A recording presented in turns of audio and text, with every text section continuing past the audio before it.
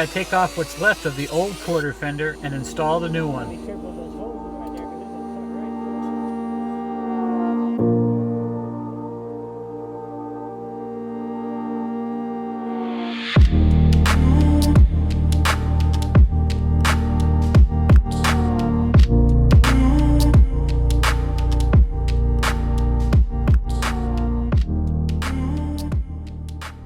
Morning guys, welcome to the Trucker John Show. Today is Wednesday, June 5th, 2019. We're here in Oneonta, New York, getting unloaded, and I'm working on a little project here. If you remember from the other day, my quarter fender fell off. These bolts down here, they're kind of in a tight spot. This little bracket here that holds this piece on, and this is where it broke off. This is the bracket where it holds it on. I wasn't able to break the bolts, and you can't really get anything real big in there because of where it's at. So, taking my old trusty Dremel tool and cutting that bracket off. So far, so good. Going through good.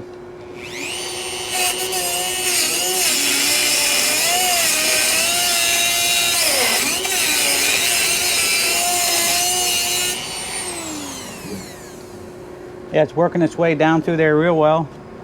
So, and I don't have to worry about the tube on the truck because I got the bracket, and then the old piece of quarter fender tube is over that. So I'm only cutting probably a little bit into this one here to get the bracket off. So, yeah, we'll see how she goes. All right, guys, it didn't take very long. As soon as I got through it, it snapped open. So that bracket is loose. So I'll just work it off now.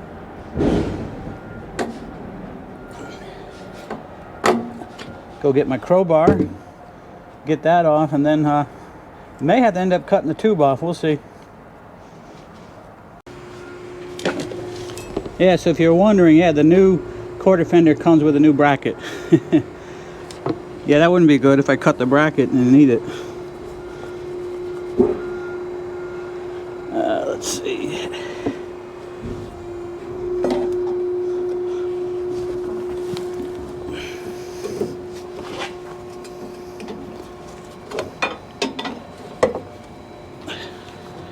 Oh, you would think that'd come right off there, but I need a little more oomph right here. It's just holding on just a little bit, enough that I can't get it off. There we go. That should do it. Come on, get off there. There we go. All right, that's one way to get a bracket off. Of course, this tube is on there now. I'm probably going to have to split that too. This inner tube, this inner piece here that's bolted onto the frame comes all the way out to right about here. I really don't want to cut into that if I don't have to.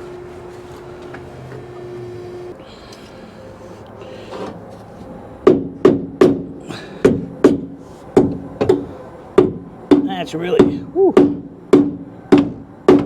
that's really on there.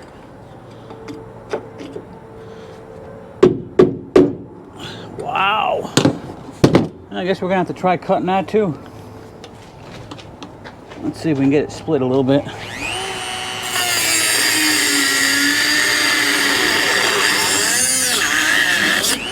Make sure I'm not going too deep here. I am scratching the tube underneath, but not too bad.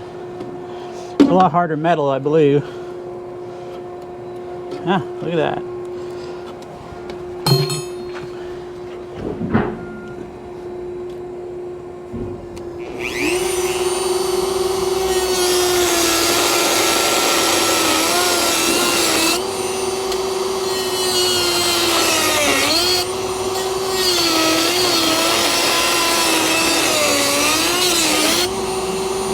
I want to be careful of those hoses right there because this will cut right through it.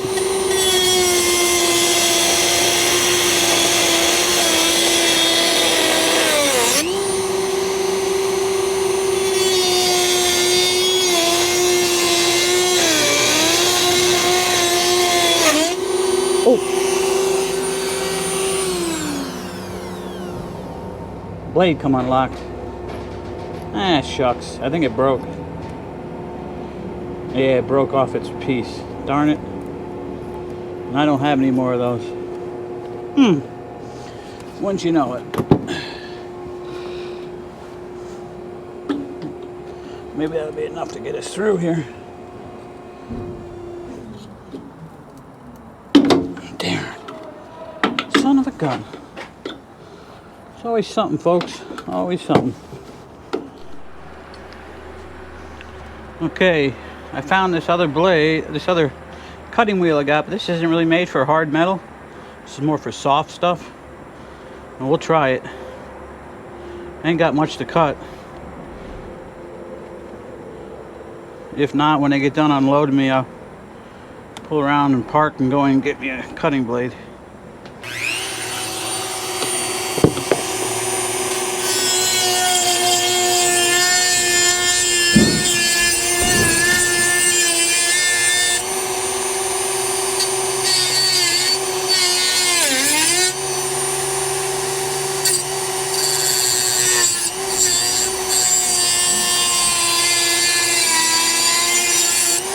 Wow,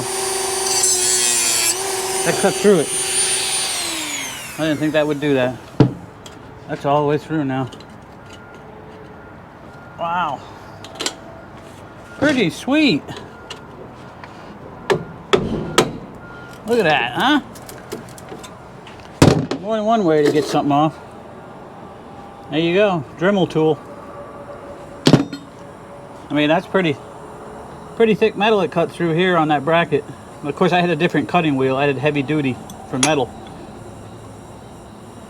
But this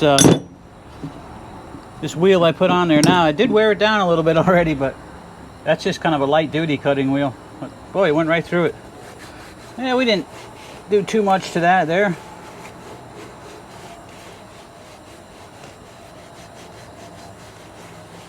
Get that cleaned up, get some sandpaper. And we'll put our new one on. And we'll use this sanding block on here.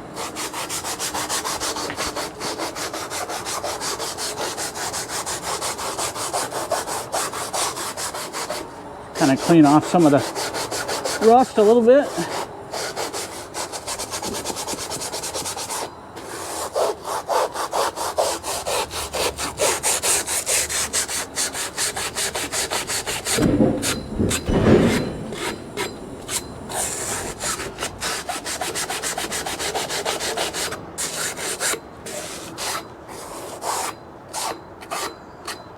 All right.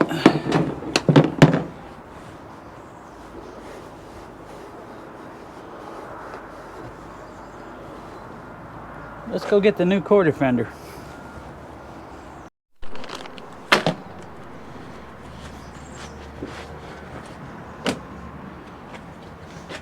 Okay, so there's a new quarter fender.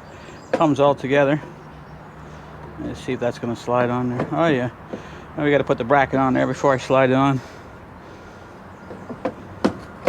That's going to go right on there.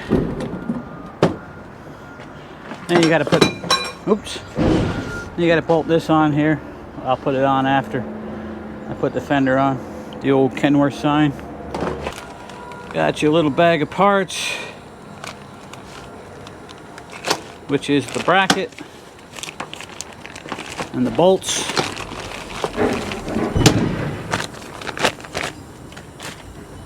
So you got your big bracket for the quarter fender, you got your big bolt to bolt that on, and then you got your smaller stuff for putting this top piece on. Let's put this. So let's get out this big bolt.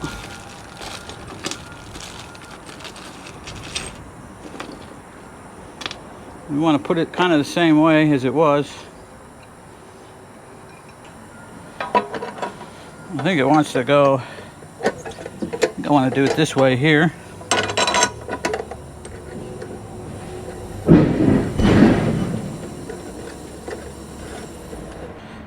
These are 15/16 bolts, which I got a couple of wrenches that'll fit that. This just gonna slide on there.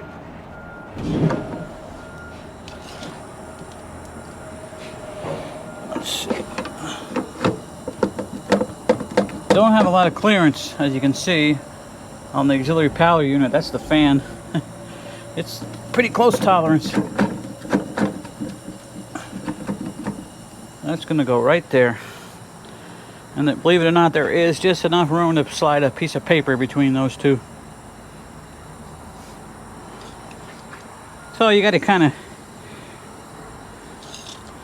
of get this positioned right. Kind of want to line it up with the other side and symmetrical with the tire. Something like that. But we got to get the bolt starting to get down there before we worry about getting it exactly lined up the way we want it. Let's just get a little organized here. We don't need this crowbar anymore. That did its job, did it well.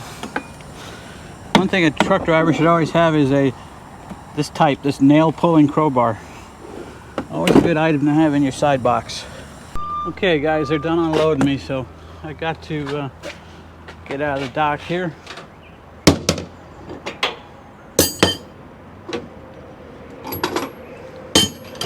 Put our tools right here in the side box. Otherwise they'll rattle off there while we're moving. If you leave the quarter fender on, it ain't gonna fall off.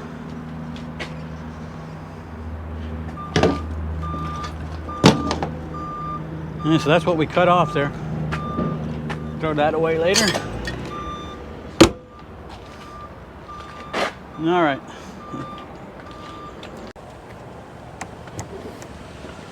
All right, guys. Let's finish getting this quarter fender bolted up. We had to pull around the front here and get out of the dock area. But we're empty now. I've already got the wheels slid and the doors closed, so we're gonna finish bolting up this quarter fender and we can get going. Is it turning now? I almost need another socket, deep socket, but I don't know how you get it on there.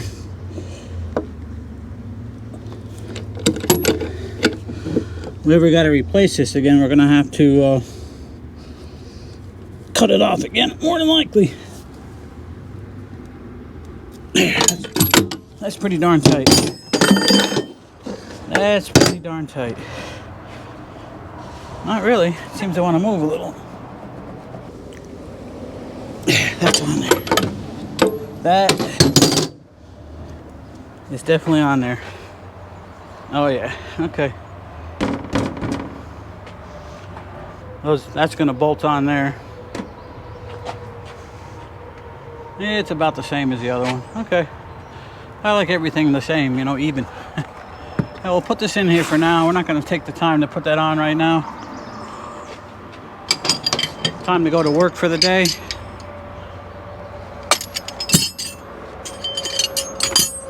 Let's see. Let's get this out of the way. All right. We got wrenches to go in this bag here.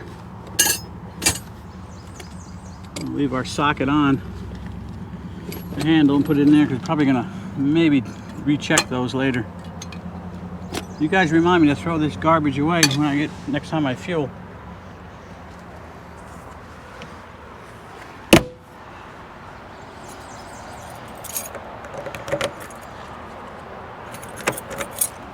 All right, let's just go back here and check the pins on the trailer real quick.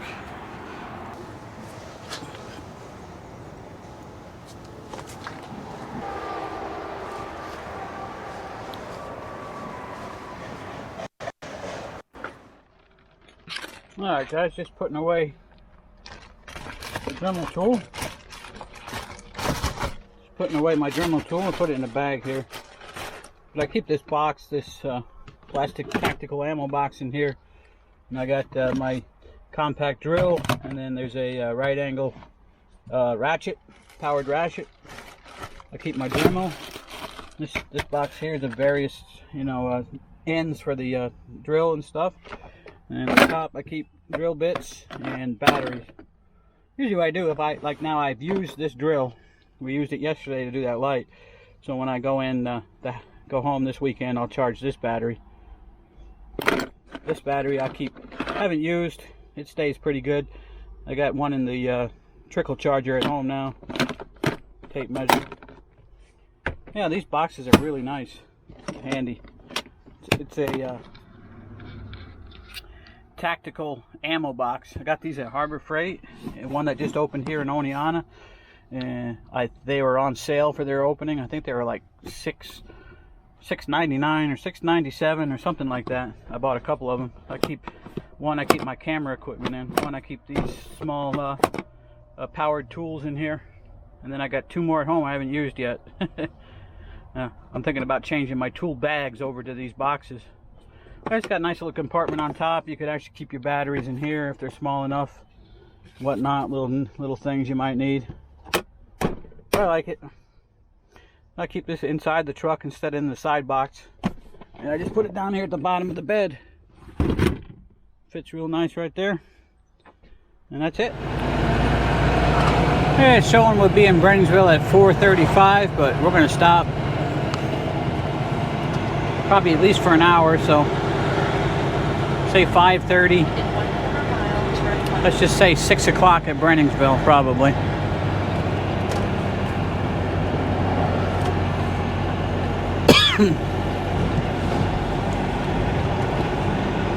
Yeah, I think I made up my mind. I'm going to go to the Petro in Scranton for a shower today. We'll keep my eye on the traffic map though.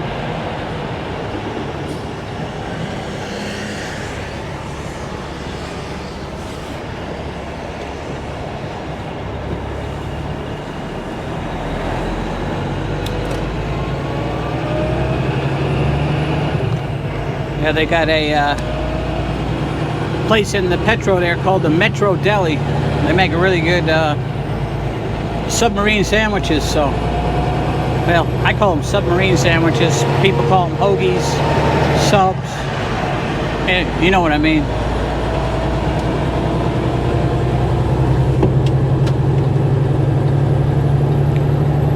I think I'm gonna take me a shower and then get me a Italian sub for lunch. Yeah, so tomorrow we got New Hartford. That's be Thursday, which we were just there yesterday. And then on Friday I got Auburn. They didn't have an Oneonta for Friday. I need to try to get home so I can take a shower, change my clothes, take a shower, change my clothes, and be ready to leave to go to an event. Probably need to leave about 5:30, so it should work out. Auburn is about 3 hours from my house. They do have a 2 o'clock appointment, but I can usually get unloaded with the guy in the morning between 7 and 8, 9, somewhere in there, so it should be empty pretty early. Well, it should work out. We'll see. You never know. You never know what's going to happen in trucking. Got to stay flexible, very flexible, that's for sure.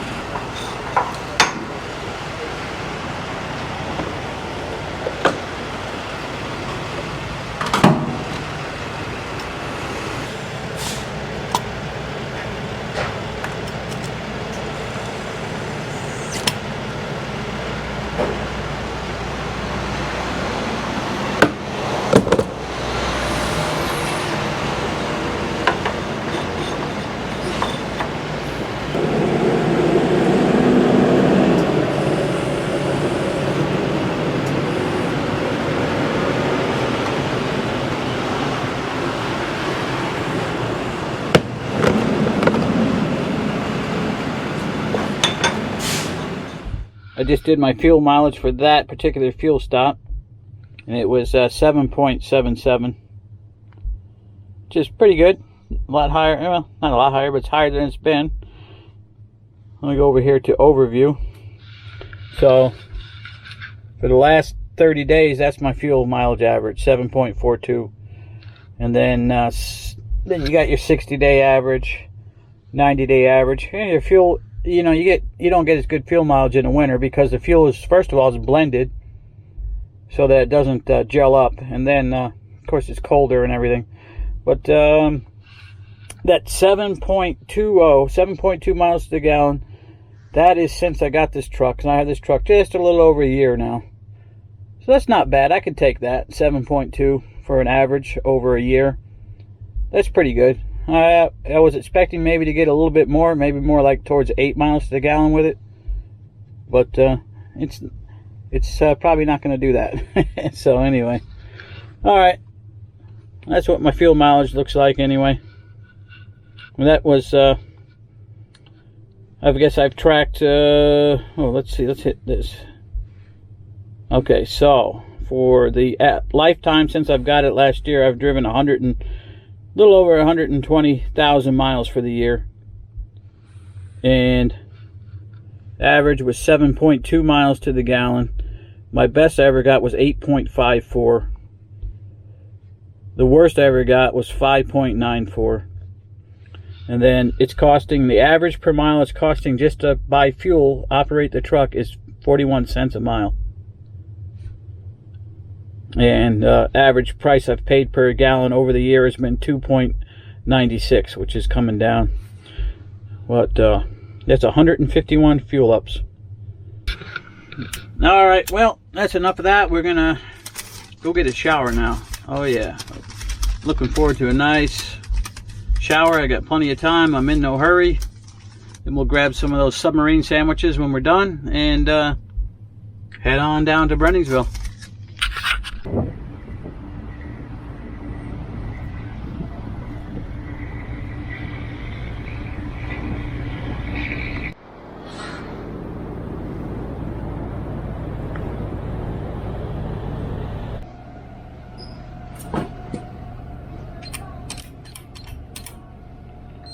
Oh, that's going to be the wrong number. 2091.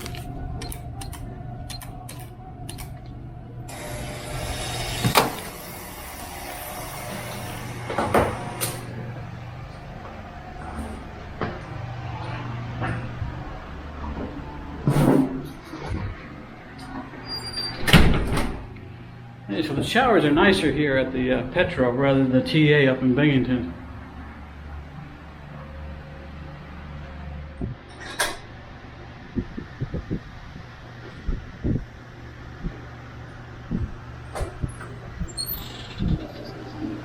Alright, so this one's to go for next time. Alright, This one is to eat now. Alright? Excellent. Alright, man, take care. Appreciate it, Justin. Take it easy. Man. Yep. Sorry. Alright, guys, so it is raining out. I just took a shower. This camera's supposed to be waterproof, so we're going to find out.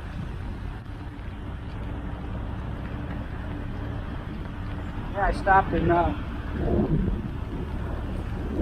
ordered my sandwiches before I went in the shower and picked them up on the way out. Good place. If you're ever at the Petro in Scranton, check out the Metro Deli, guys.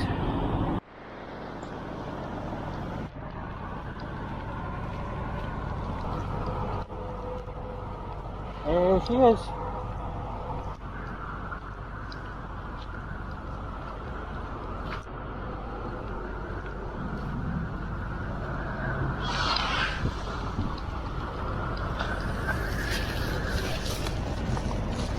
Yeah, so now I'm all wet. That's all right. We're clean. We're clean wet. All right. Alrighty, guys. We are just getting out of here.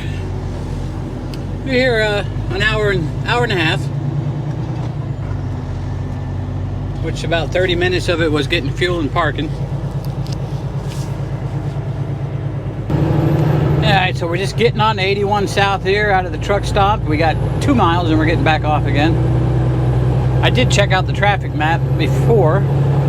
It's backed up on the northbound side, which, oh yeah, it is. Before I came out here, because I could have just stayed on the back road and got down to where I needed to go. But this is a lot faster if it's not backed up for the 2 miles. I got another semi truck tailgating me. He's like 5 feet off my bumper. Why? Dummies.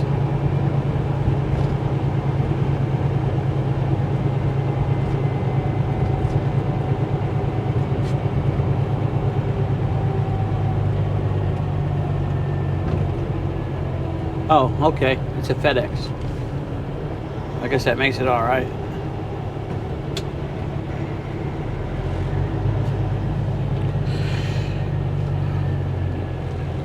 Speed limit through the toll booth's 5 miles an hour. He's probably at least doing 25, 30 maybe.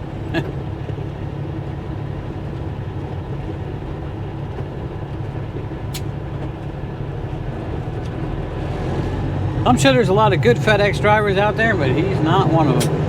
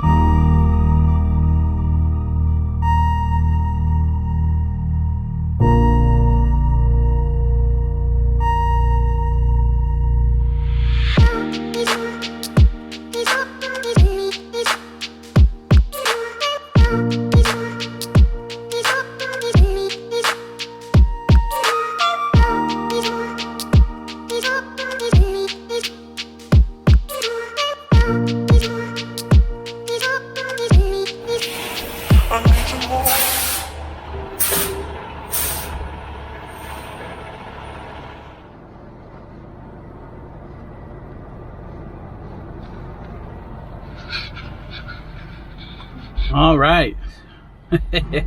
Load is not ready. That figures.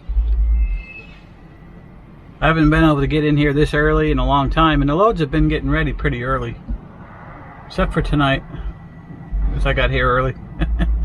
That's okay. Alright guys, it's going to be a quick one. When we get out of here, I finally got my paperwork. It's an hour later. I guess that's not too bad.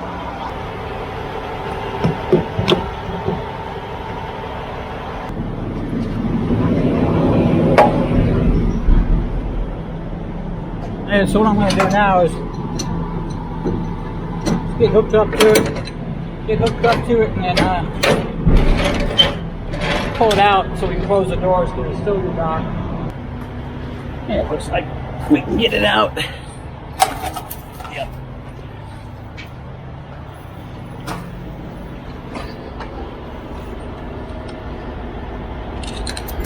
Even though I got the paperwork, I'm gonna check. The plate is out, dock plate's out, and the dock door is closed. I always check that before I pull the trailer. Even though I got a green light and I got the paperwork, you never know. Okay, first we're gonna get the doors closed. Get the seal.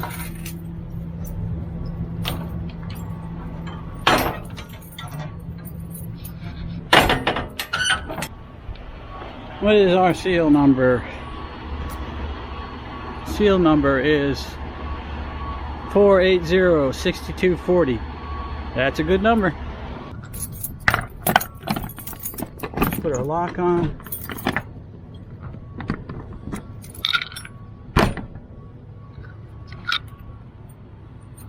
My keys away here. Now be careful, I don't want, doing this one-handed, I don't want to break the seal.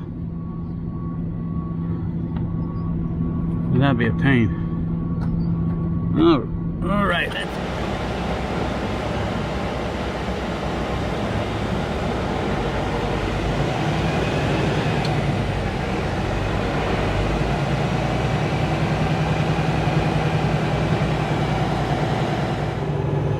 Okay, guys, we got our loaded trailer. We're headed on out, headed up to New Hartford.